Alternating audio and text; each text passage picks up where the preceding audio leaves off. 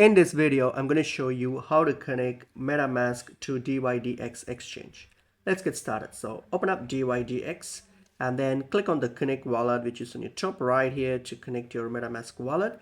And under this wallet list here, we're going to select Metamask. Click on Metamask and this will open up this screen here, dialog box, where you go to log in with your Metamask. So you go to login. So once you've logged into your Metamask account here, so you're going to click on this connect option here, and this will initiate the connection.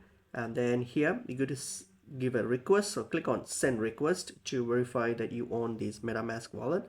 So click on it, and then this will send a request, and then it will verify it for you. And then once that's done, you click on confirm here, and this will now confirm your verification, and that should complete the setup shortly. So once this is done, and once that's been processed here, once we're done with the verification, click on confirm again, and this will now complete the connecting process here.